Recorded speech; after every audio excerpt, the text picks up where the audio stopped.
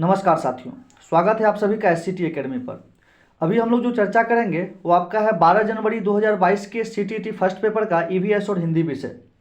इससे पहले आपका 16 दिसंबर से 11 जनवरी तक जितना भी एग्जाम हुआ है CTET का, उस सब का आपका CDP, मैथ, हिंदी और EVS का कंप्लीट डिस्कशन करवा दिया गया है। तो जो लोग अभी तक अपना आंसर मिलान नहीं किए हैं वो चैनल के प्लेलिस्ट पर जाकर उस वीडियो से अपना आंसर मिलान कर लेंगे। तो चलते हैं हम लोग आज की विषय वस्तु पे, EVS पे। ये सब आपका हो चुका है। यहाँ से आपका स्टार्ट होता है EVS।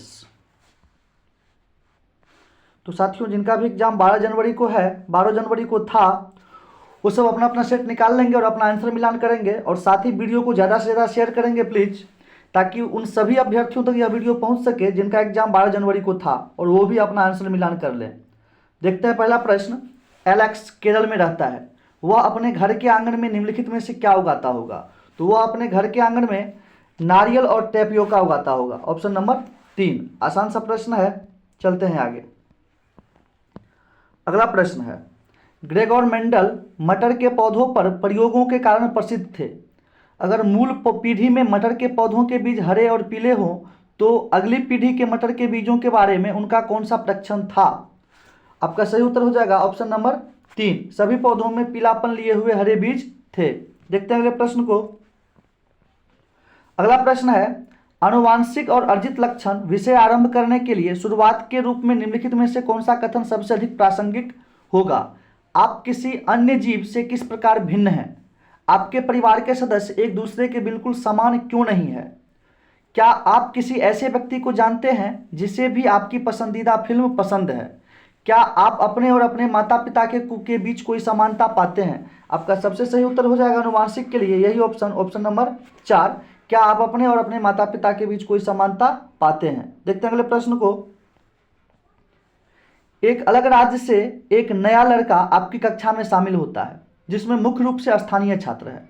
आप इस अवसर को छात्रों को अनुकूलन के बारे में सिखाने के अवसर के रूप में उपयोग करना चाहते हैं।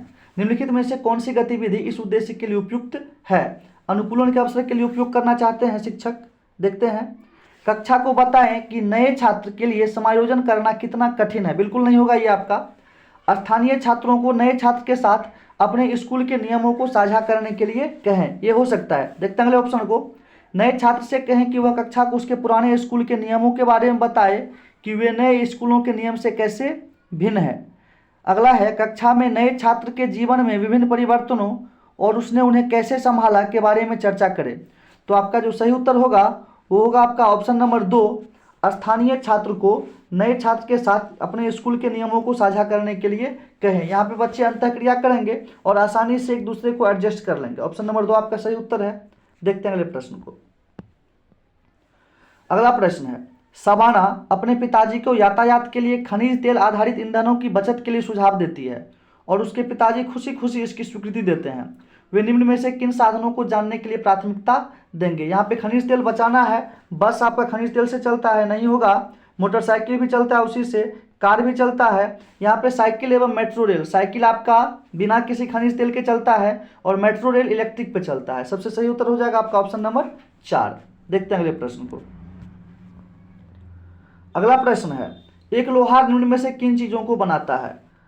खुरपी बनाता है, आरी बनाता है, कुल्हाड़ी जिससे जलावन वगैरह फाड़ा जाता है ये भी बनता है। अंगूठी कुल्हार नहीं बनाता है। आपका मिट्टी का मटका लोहार नहीं बनाता है। कुल्हाड़ी ईंट और चूड़ी भी लोहार नहीं बनाता है। आपका सही उत्तर होगा ऑप्शन नंबर 1, खुरपी, आरी और कुल्हड़। देखते हैं अगले प्रश्न को। अगला प्रश्न है, प्रश्न काफी लंबा है, इसके सीधे उत्तर पे हम लोग चलते हैं। इसका सही उत्तर हो जाएगा आपका ऑप्शन नंबर 3। यदि आप सूर्य, चंद्रमा और तारों के कटआउट बनाते हैं तो आप उन्हें कहाँ रखेंगे? अंतरिक्ष से संबंधित प्रश्न है। चलते हैं अगले प्रश्न पे। अगला प्रश्न है, एक शिक्षक एक ऑनलाइन संसाधन का उपयोग करता है जो प्राकृतिक आपदाओं जैसे ज्वालामुखी, भूकंप, भूस्खलन आदि पर एनिमेटेड वीडियो प्रदान करता है। एनिमेटेड वीडियो आप लोग को पता होगा। निम्नलिखित में से क्या समझने के लिए पाठ्यपुस्तकों और अन्य स्रोतों की तुलना में इस संसाधन का उपयोग सबसे बेहतर है? इन घटनाओं के कारण, इन घटनाओं का लोगों के जीवन पर प्रभाव, प्राकृतिक आपदा से बचने के उपाय, पूर्व में कौन कौन सी प्राकृतिक आपदाएं आई थी। तो इसका सबसे सही उत्तर है एनिमेटेड वीडियो के माध्यम से जो बच्चा समझेगा वो इन घटनाओं के कारण को सबसे बेहतर ढंग से समझेगा। सबसे उपयुक्त उत्तर आपका ये होगा 1 नंबर। देखते हैं अगले प्रश्न को। समर को एक प्रोजेक्ट के लिए एक खाद्य सामग्री को चुनना था जो पौधे से न लिया गया हो, वह चुनेगा। सरसों आपका पौधे से लिया गया है, नहीं होगा। शहद, कटहल, कटहल आपका पौधे से लिया है। दूध, शहद एवं अंडे, बिल्कुल इसमें से एक भी पौधे से नहीं लिया गया है। दूध, अंडे एवं भुट्टा, भुट्टा भी आपका मक्के के पौधे से लिया गया है। सही उत्तर आपका ऑप्शन नंबर 3। देखते हैं अगले प्रश्न को। अगला प्रश्न है पारंपरिक तरीके से जल संग्रहण के हमारे देश में उपयोग की जाने वाली संरचना है। पारंपरिक तरीके से हमको यहाँ पे ढूंढना है। बोरवेल आपका पारंपरिक नहीं है, हैंडपंप भी नहीं है, ट्यूबवेल भी नहीं है। बावड़ी आपका पारंपरिक तरीका है। चलते हैं अगले प्रश्न पे। निम्नलिखित में से कौन सा अभ्यास संरचनावादी दृष्टिकोण से सबसे अधिक मेल खाता है। जन्म देने वाले और अंड निक्षेपण वाले पशुओं के बीच अंतर को समझाने के लिए ग्राफिक ऑर्गेनाइजर प्रयोग करना। बीज स्थानांतरण की प्रक्रिया को समझाने के लिए फ्लो चार्ट का उपयोग करना। विभिन्न पक्षियों की चोंच को देखकर उनका चित्र बनाना। नदी के पानी के रंग से उसमें मौजूद प्रदूषकों की पहचान करना। इसका जो सही उत्तर लग रहा है वो आपका 3 लग रहा है। देखते हैं आगे प्रश्न को। अगला प्रश्न है एक माँ को अपने बेटे के लिए घर के अंदर खेले जाने वाले खेलों को चुनना है क्योंकि वह बाहर नहीं जा सकता। वह निम्न में से चुनेगी। टेनिस, टेनिस के लिए तो बाहर जाना पड़ेगा, ये आपका नहीं होगा। कैरम बोर्ड, शतरंज, ताश, देखिए सब घर में खेल सकते हैं, ताश थोड़ा देखते हैं अगले प्रश्न ऑप्शन को। बैडमिंटन फिर नहीं होगा, ये भी आपका कट गया। छुपन छुपाई, स्टापू, पिट्ठू, पिट्ठू के लिए भी आपको बाहर जाना पड़ेगा। पिट्ठू जो पीठ पे गेंद से मारते हैं। कैरम बोर्ड, शतरंज और ताश ही हमारा सही ऑप्शन रहेगा, ऑप्शन नंबर 2। चलते हैं आगे। शैक्षिक उद्देश्य छात्र फसलों पर खरपतवारों के प्रभाव के बारे में बता सकेंगे। निम्नलिखित में से कौन सा प्रश्न दिए गए शैक्षिक उद्देश्य का सबसे अच्छी तरह से परीक्षण करता है। क्या रणनीति अपनाई जा सकती है ताकि खेत में फसलों और खरपतवार सह अस्तित्व में रह सके। ये आपका नहीं होगा, फसल के साथ खरपतवार हमको रखना ही नहीं होता है। उर्वरक के उपयोग के बावजूद पौधों की वृद्धि रुकने के क्या कारण हो सकते हैं। ये हो सकता है खेत से खरपतवार हटाने के लिए किस प्रकार के कृषि यंत्रों का प्रयोग किया जाता है। अन्य पौधों को बढ़ने नहीं देने हेतु कौन से उर्वरक लक्षित फसल के लिए सबसे अधिक लाभ प्रदान कर सकते हैं। आपका सबसे सही जो उत्तर है होगा ऑप्शन नंबर 2। उर्वरक के उपयोग के बावजूद पौधों की वृद्धि रुकने के क्या कारण हो सकते हैं। अगर पौधों में आपका खरपतवार है तो उसका वृद्धि सही ढंग से नहीं हो पाता है। देखते हैं अगले प्रश्न को। सुश्री देवोज्योति समुदाय से प्राप्त उदाहरणों का प्रयोग करते हुए पर्यावरण में चीजों को अन्योन्याश्रयता का विचार सिखा रही है। निम्नलिखित में से कौन सा उदाहरण इस धारणा को समझाने के लिए सबसे उपयुक्त है। एक नाली, एक परित्यक्त इमारत, एक किराने की दुकान, एक डाकघर। तो आपका सही उत्तर हो जाएगा एक किराने की दुकान। इससे सभी लोग कहीं ना कहीं जुड़े रहते हैं समुदाय में। चलते हैं अगले प्रश्न पे। अगला प्रश्न है काफी लंबा प्रश्न है, इसके सीधे सही उत्तर पे चलते हैं हम लोग। ऑप्शन नंबर 4 आपका सही उत्तर होगा। पढ़ते रहिएगा आप लोग आसानी से। निम्नलिखित खिलाड़ियों में से कौन एक पैरा एथलीट है जो धैर्य और दृढ़ निश्चय के प्रतीक है। तो दोस्तों पैरा एथलीट में वो खिलाड़ी होते हैं जो दिव्यांग होते हैं, ठीक है। साक्षी मलिक आपका दिव्यांग खिलाड़ी नहीं है, कुश्ती में जाती है। लवलीना बोरगोहेन ये भी शायद आपका टेनिस खिलाड़ी है। नीरज चोपड़ा ये आपका जैवलिन में भी गया था, भाला फेंकने। दीपा मलिक आपका एक पैरा एथलीट खिलाड़ी है जो दिव्यांग महिला है। देखते हैं अगले प्रश्न को। अगला प्रश्न है जंतु कीड़े जो अपने समूह के अन्य सदस्यों को गंध से ढूंढते हैं। बाज, पक्षी, चमगादड़, चील नहीं होगा। चींटी, मधुमक्खी, रेशम का कीड़ा, बिल्कुल सही ऑप्शन है आपका ऑप्शन नंबर 2। चींटी, मधुमक्खी और रेशम का कीड़ा। चलते हैं आगे।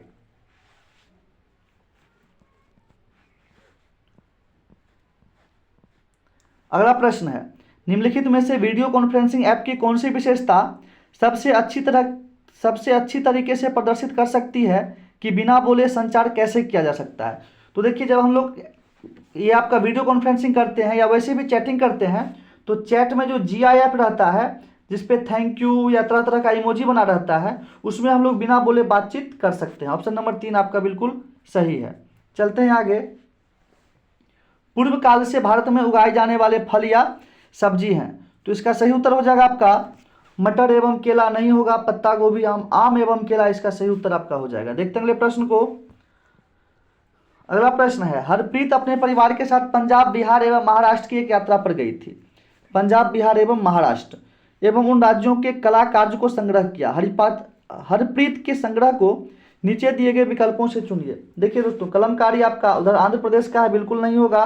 कलमकारी इसमें भी है, ये भी नहीं होगा, ये भी नहीं होगा। आपका ये ऑप्शन बिल्कुल सही है। फुलकारी आपका पंजाब का है, मधुबनी बिहार का है और वर्ली महाराष्ट्र का है। देखते हैं अगले प्रश्न को। अगला प्रश्न है, अंतरिक्ष यान में यात्रा करने हेतु अंतरिक्ष यात्रियों के बारे में निम्न में से क्या सही है? खड़े रहकर तैरते हुए वे सोते हैं, एक जगह पर टिक कर रहने के लिए वे अपने आप को बेल्ट से बांधते हैं। बिल्कुल सही बात है। सुनीता विलियम्स में पढ़े होंगे आप लोग एनसीईआरटी में, एक जगह पर टिक कर रहने के लिए वे अपने आप को बेल्ट से बांधते हैं। देखते हैं अगले प्रश्न को। अगला प्रश्न है, नागरकोइल एक्सप्रेस अहमदाबाद से 23/11/20 को 11:50 पर छोड़ती है और कोझिकोड 24/11/20 को 17:45 पर पहुंचती है। ट्रेन उस दूरी को तय करने के लिए कितना समय लेती है? तो आपका जो सही उत्तर है वो हो जाएगा ऑप्शन नंबर 29 घंटे 55 मिनट। चलते हैं आगे। काफ़ी लंबा प्रश्न है आपका ये भी, सीधा इसके उत्तर पे चलते हैं। ऑप्शन नंबर 3 आपका सही उत्तर है, आप लोग पढ़ करके मिला लीजिएगा। देखते हैं अगले प्रश्न को। शिक्षक खाद्य परिरक्षण की अवधारणा सिखाना चाहता है, निम्नलिखित में से कौन सी खाद्य सामग्री इस अवधारणा को समझाने के लिए सबसे उपयुक्त है? सबसे जो उपयुक्त होगा आपका वो होगा आपका ऑप्शन नंबर 2 मुरब्बा। चलते हैं अगले प्रश्न पे। अगला प्रश्न है, निम्न में से कौन से पदार्थ चीनी में घुलते हैं? चीनी, सिरका, नमक, टारपीन, नींबू का रस, पेट्रोल आपका नहीं घुलता है। दूध, चीनी, शहद को भी आप उसमें नहीं घोल सकते हैं। मिट्टी का तेल, ये भी नहीं घुलता। आपका सही उत्तर हो जाएगा ऑप्शन नंबर 1 चीनी, सिरका और नमक। देखते हैं अगले प्रश्न को। अगला प्रश्न है, पानी की उपलब्धता पर एक पाठ के संबंध में निम्नलिखित में से कौन सा प्रामाणिक कार्य होगा? छात्रों को अपने परिवार के साथ चर्चा कर पानी के संरक्षण के लिए कुछ आदतें बदलने के लिए कहना। छात्रों को एक लघु सिंचाई प्रणाली बनाने के लिए कहना जो यह दर्शाए कि किसान पानी का अधिक कुशलता से उपयोग कैसे कर सकते हैं। नेक्स्ट है, पानी के जो स्रोत पीने के लिए उपयुक्त नहीं है उन पर चिपकाने के लिए स्टिकर लगाना। लास्ट आपका, स्थानीय नगर निगम द्वारा आपूर्ति किए जाने वाले पानी की शुद्धता का परीक्षण करने के लिए एक संकेतक बनाना। आपका जो सही उत्तर हो जाएगा वो हो जाएगा छात्रों को अपने परिवार के साथ चर्चा कर पानी के संरक्षण के लिए कुछ आदतें बदलने के लिए कहना। Option number 1। देखते हैं अगले प्रश्न को। अगला प्रश्न है, निम्नलिखित में से कौन से राज्यों का समूह अरब सागर के तट पर स्थित है? कर्नाटक, ओडिशा आपका बंगाल की खाड़ी में है, पता होगा। केरल, आंध्र प्रदेश, गुजरात, आंध्र प्रदेश भी आपका वही बंगाल की खाड़ी में पड़ता है। कर्नाटक, तेलंगाना भी नहीं है। केरल, तमिलनाडु और महाराष्ट्र, ये तीनों आपका पड़ जाएगा अरब सागर में। याद रखिएगा, तमिलनाडु बंगाल की खाड़ी में भी पड़ता है, इसका कुछ क्षेत्र, और कुछ क्षेत्र अरब सागर में भी पड़ता है। चलते हैं आगे। अगला है ऑप्शन आपका, निम्नलिखित में से कौन सा उदाहरण सक्रिय शिक्षण में व्यस्त छात्रों का सर्वश्रेष्ठ उदाहरण है? जोड़े में छात्र ईवीएस पाठ्यपुस्तक में वर्णित पत्तियों के विभिन्न रंगों की सूची बनाते हैं। एक पाठ पूरा होने के बाद छात्र कुछ परिभाषिक शब्दों की परिभाषाएं लिखते हैं, यह तो बिल्कुल होगा ही नहीं। छात्र जोड़ियों में पारंपरिक शिल्प के पतन के शिल्पकारों की आजीविका पर पड़ने वाले प्रभाव पर चर्चा करते हैं। चर्चा करना आपका बिल्कुल एकदम सक्रिय अधिगम का उदाहरण है। ऑप्शन नंबर 3 आपका सही उत्तर हो जाएगा। देखते हैं अगले प्रश्न को। अगला प्रश्न है, निम्नलिखित में से कौन सा शैक्षिक उद्देश्य नदी पर बनाए गए बांध विषय के लिए विशिष्ट, मापने योग्य और प्राप्य है? इस प्रकार का प्रश्न लगभग जनवरी के हर एक शिफ्ट में आया है आपका। पहला ऑप्शन है, छात्रों को पता चलेगा कि नदियों पर बांध कैसे बनते हैं। दूसरा है, जब बांध उनके जीवन को प्रभावित करते हैं तब छात्र स्थानीय बस्तियों की वकालत करने में मदद करेंगे। छात्र उन नकारात्मक प्रभावों को सूचीबद्ध करेंगे जिनका बांधों के निर्माण के दौरान मानव बस्तियों का सामना करना पड़ता है। बिल्कुल सही उत्तर है आपका ऑप्शन नंबर 3। देखते हैं अगले प्रश्न को। अगला प्रश्न है, प्रयोग से हम विशिष्ट निष्कर्ष प्राप्त कर पाते हैं। प्रयोग के एक उपयोग से विशिष्ट निष्कर्ष प्राप्त करने का निम्नलिखित में से कौन सा सर्वश्रेष्ठ उदाहरण है? एक बीज के अंकुरित होने के लिए आवश्यक दिनों की संख्या को लिखना, आसपास के तापमान और पानी के वाष्पीकरण के बीच के संबंध को समझना, यह विश्लेषण करना कि विभिन्न जानवरों की त्वचा का रंग उन्हें अपने परिवेश में छलावरण करने में कैसे मदद करता है। यहाँ पे कोई प्रयोग नहीं है दोस्तों, चर्चा है। यह पता लगाना कि विभिन्न आकार के कान जानवरों की सुनने की क्षमता को कैसे प्रभावित करते हैं। ये भी कोई प्रयोग नहीं है। प्रयोग जो हो रहा है आपका ऑप्शन नंबर 2 में, आसपास के तापमान और पानी के वाष्पीकरण के बीच के संबंध को समझना। इस प्रकार से आपका ईवीएस का 30 प्रश्न हो चुका है। अगला सेक्शन हमारा हिंदी है। बढ़ते हैं सीधे प्रश्न पे। गद्य नहीं पढ़ना है, गद्य आप लोग पढ़ लीजिएगा आसानी से। देने में सर्वाधिक महत्वपूर्ण है धन संपत्ति, भौतिक वस्तुएं, बीमार शौक, व्यथा सुनना। तो गद्यांश के अकॉर्डिंग जो आपका सही उत्तर है वो है व्यथा सुनना, ऑप्शन नंबर 4। चलते हैं अगले प्रश्न पे। अगला प्रश्न है, उपलब्धि के प्रकरण में किसका स्थान उच्चतर और गरिमापूर्ण है? लेने का देने से, देने का लेने से। तो गद्यांश के अकॉर्डिंग जो आपका सही उत्तर होगा वो होगा ऑप्शन नंबर 2, देने का लेने से। देखते हैं अगले प्रश्न को। अगला प्रश्न है, कैसे व्यक्ति समय के साथ समाज और स्वयं पर बोझ बन जाते हैं? जिनके व्यक्तित्व की विशेष पहचान होती है, जिनके व्यक्तित्व की विशेष पहचान नहीं होती है, जिनका समाज में विशेष स्थान होता है, जिनके पास धन की कमी होती है। तो आपका गद्यांश के अकॉर्डिंग सही उत्तर हो जाएगा ऑप्शन नंबर 2, जिनके व्यक्तित्व की विशेष पहचान नहीं होती है। चलते हैं अगले प्रश्न पे। किसी व्यक्ति के व्यक्तित्व की पहचान कब मिलती है? जब वह दूसरों की भलाई के लिए कार्य करता है, जब वह दूसरों से सहायता लेता है, जब वह अपने कार्यों का गुणगान करता है, जब वह अपनी भलाई के लिए कार्य करता है। तो आपका सही उत्तर होगा जब वह दूसरों की भलाई के लिए कार्य करता है, ऑप्शन नंबर 1। बढ़ते हैं आगे।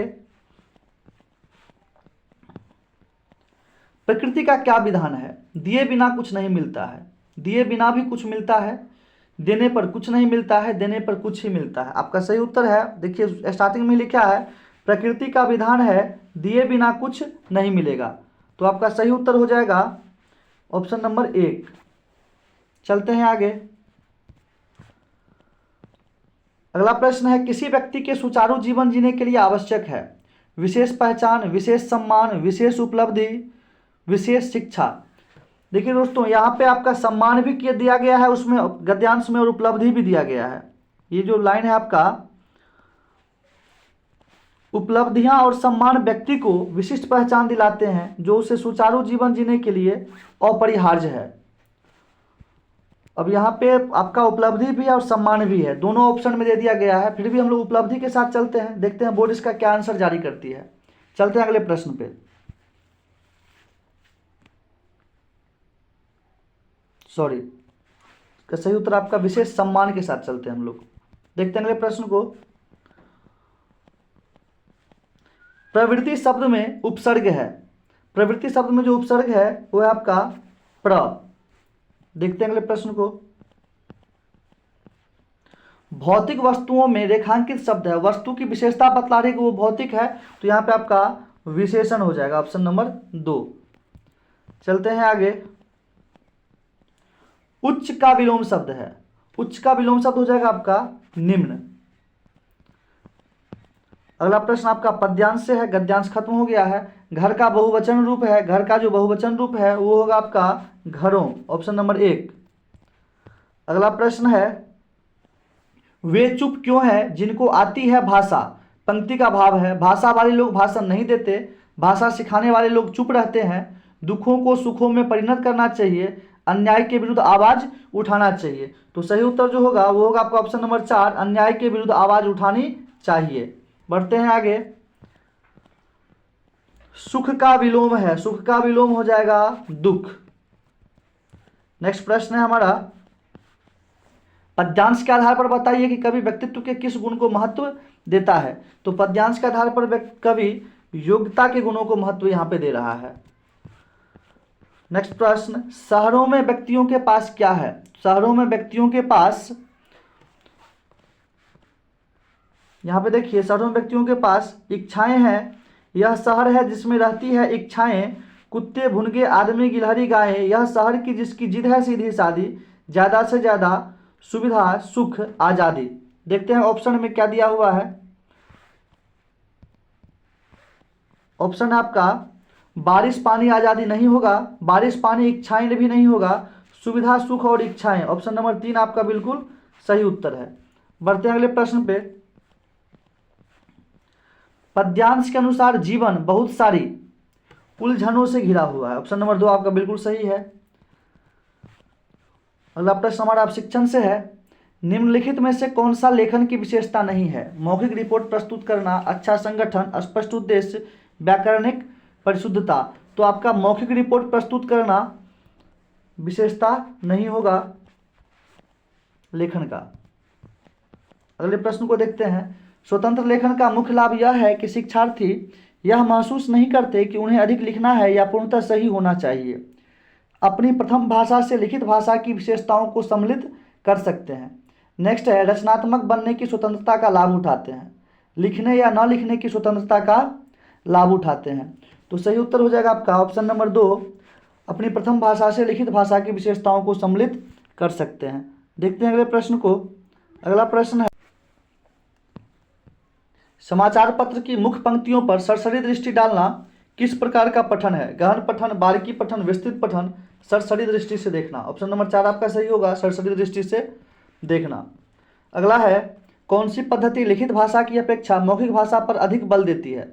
श्रव्य भाषा पद्धति, व्याकरण अनुवाद पद्धति, संरचनात्मक उपागम, निगमन पद्धति। तो आपका जो सही उत्तर हो जाएगा वो होगा आपका श्रव्य भाषा पद्धति, सुनकर के जो भाषा सीखा जाता है। चलते हैं आगे। किसी शिक्षार्थी की भाषा विषय में किसी विशिष्ट कमजोरी को किसके द्वारा पहचाना जा सकता है? तो आपका सही उत्तर है निदानात्मक परीक्षण, ऑप्शन नंबर 2। इसके तहत हम बच्चों की कमजोरियों का पता लगाते हैं और फिर उपचारात्मक से बच्चों उसका समाधान करते हैं। अगला है, निम्नलिखित में से कौन सा एक भाषा का अंग नहीं है? देखिए साथियों, ये थोड़ा कन्फ्यूजिंग वाला प्रश्न है। यहाँ पे रूप भी हो सकता है और पठन भी हो सकता है। हम लोग रूप के साथ चलते हैं, देखते हैं क्या आंसर आता है इसका। 99% रूप ही होगा। चलते हैं आगे। अगला प्रश्न है, बच्चे किस अवस्था के दौरान तरह तरह के अक्षरों को मिलाकर ध्वनियाँ निकालनी शुरू कर देते हैं? जैसे कि बा, दा, दा, दा। ये आपका है बबलाने की अवस्था, बच्चों के बबलाने की अवस्था। बढ़ते हैं आगे। ज्ञान की अवचेतन स्वीकृति, जहाँ सूचनाएं संप्रेषण के माध्यम से मस्तिष्क में एकत्र होती है, उसे भाषा के किस रूप में जाना जाता है? तो अवचेतन स्वीकृति हमारा अर्जन होता है, ऑप्शन नंबर 3। बढ़ते हैं आगे। कौन सा उपागम शिक्षार्थियों में संप्रेषणात्मक दक्षता उत्पन्न करता है? तो संप्रेषणात्मक दक्षता आपका संप्रेषणात्मक उपागम करेगा। जितना ज़्यादा बातचीत करेगा उतना ज़्यादा वो दक्ष होगा। निम्नलिखित में से कौन सा प्रथम भाषा के अर्जन में महत्वपूर्ण कारक है? शिक्षक, विद्यालय, अवसरों की प्रकृति, पहचान तथा प्रोत्साहन। तो आपका सही उत्तर हो जाएगा इसमें अवसरों की प्रकृति। बच्चे को जैसा अवसर मिलेगा वैसा वो भाषा अर्जन करेगा। अगला है, एक शिक्षार्थी अपने संज्ञानात्मक स्तर के से एक सोपान ऊपर के अपठित गद्यांश की सम आलोचनात्मक सराहना द्वारा अपनी पठन क्षमता प्रदर्शित करती है। यह किसके अधिक निकट है? बोधगम्य निवेश, बोधगम्य उत्पाद, परिकल्पना का अनुवीक्षण, प्राकृतिक क्रम। तो देखिए यहाँ पे वो संज्ञानात्मक स्तर से एक सोपान ऊपर के अपठित गद्यांश की समालोचनात्मक सराहना कर रही है, तो उसके लिए वो परिकल्पना करेगी। ऑप्शन नंबर 3 आपका बिल्कुल सही है, परिकल्पना का अनुवीक्षण। बढ़ते हैं आगे। अगला प्रश्न है, किस पद्धति में शिक्षक को सभी पद्धतियों के बारे में जागरूक होना चाहिए? व्याकरण अनुवाद पद्धति, प्रत्यक्ष पद्धति, गतिविधि आधारित पद्धति, अधिगम, विभिन्न दर्शनग्राही या ग्रहणशील पद्धति। आपका सही उत्तर हो जाएगा ऑप्शन नंबर 4, विभिन्न दर्शनग्राही ग्रहणशील पद्धति। देखते हैं अगले प्रश्न को। रचनात्मक आकलन के बारे में कौन सा कथन उपयुक्त है? सत्र की अवधि विशेष में शिक्षार्थी के कौशल का मूल्यांकन करना, ये आपका नहीं है, योगात्मक है, वो शिक्षार्थी की प्रक्रिया पर केंद्रित है। देखते हैं अगले ऑप्शन को। शिक्षण संस्थानों में बहुत अधिक मान्यता दी गई है, विद्यार्थियों द्वारा दी गई त्रुटियों को तुरंत सुधारना। तो आपका सही उत्तर होगा ऑप्शन नंबर 2, शिक्षार्थी की प्रक्रिया पर केंद्रित है। देखते हैं अगले प्रश्न को। प्रामाणिक आकलन क्या है? मानकीकृत परीक्षण जिसमें प्रश्न उत्तर चुनने के लिए सीमित संख्या में दिए जाते हैं। नहीं होगा। शिक्षार्थियों के निष्पादन के मापन का वह उपागम जो प्रत्यक्ष एवं सुसंगत तरीके से जांच करता है कि अधिगम उद्देश्य प्राप्त हुए हैं या नहीं। आपका सही ऑप्शन यही हो जाएगा, ऑप्शन नंबर 2। देखते हैं अगले प्रश्न को। निम्नलिखित में से कौन सा सिद्धांत बच्चों को अमूर्त शब्दों को सीखने तथा शब्द कैसे वर्गों से संबंधित है यह पहचानने में सहायता करता है? पहला ऑप्शन है, बच्चों को शब्दों तथा भाषा संरचना के विविध उदाहरणों को सुनने की आवश्यकता है। शब्द संपदा तथा व्याकरणिक विकास पारस्परिक रूप से होने वाली प्रक्रियाएं हैं। बच्चे शब्दों को अर्थपूर्ण संदर्भ में अच्छी तरह सीखते हैं। आपका सही उत्तर यही हो जाएगा, बच्चे शब्दों को अर्थपूर्ण संदर्भ में अच्छी तरह सीखते हैं, ऑप्शन नंबर 3। तो साथियों, इस प्रकार से आपका हिंदी का भी 30 प्रश्न खत्म हुआ। उम्मीद करते हैं आप लोग को यह वीडियो पसंद आया होगा। अगर वीडियो पसंद आया तो वीडियो को ज़्यादा से ज़्यादा लाइक करें, शेयर करें, और अगर चैनल पे नए आए हैं तो चैनल को सब्सक्राइब कर लें ताकि सभी जानकारियाँ आप लोग को समय पर मिलती रहे। तो मिलते हैं नेक्स्ट वीडियो में, तब तक के लिए धन्यवाद। जय हिंद।